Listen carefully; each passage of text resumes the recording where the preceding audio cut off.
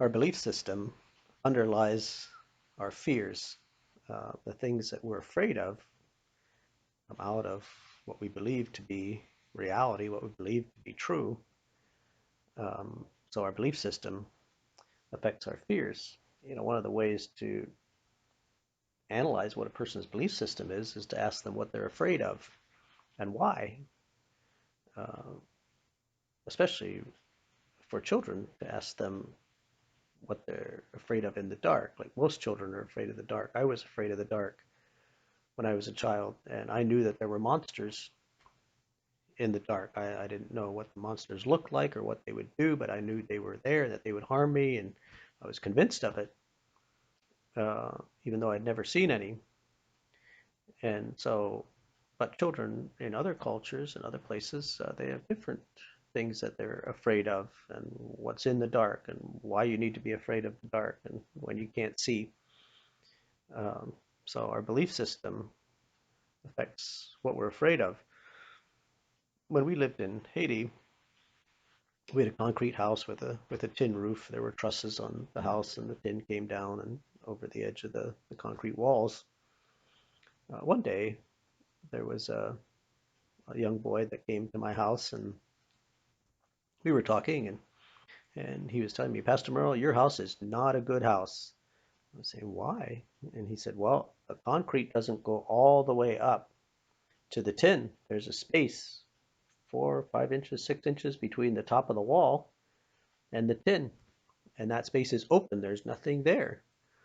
And that's not good. I said, why? He said, well, a Loup Garou could climb up your wall and crawl in there and come in at night and hurt your family.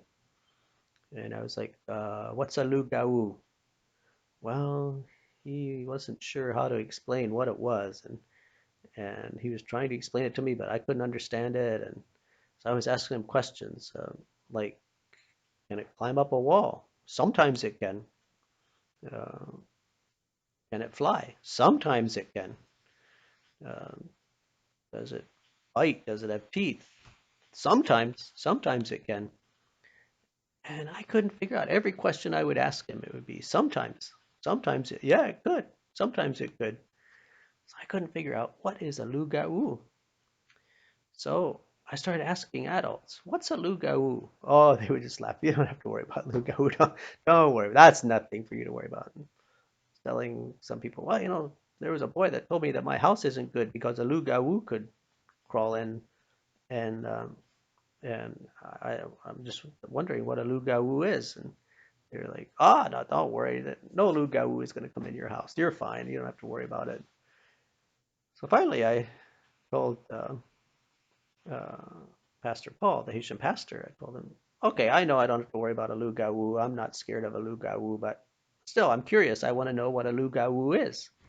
He said, well, a loup-garou is a person who can change themselves into an animal, often at night. So they might change themselves into a lizard, they might change themselves into a dog, they might change themselves into a bat, they change themselves into different forms, but they can change forms. So they go from being a person to being some kind of a creature.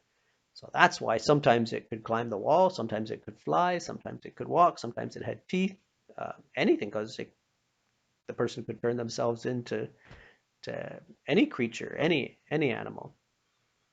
So then I understood that something about the belief system and why that young boy was worried about a loup-garou, because of the belief that a person could change themselves into some kind of a creature.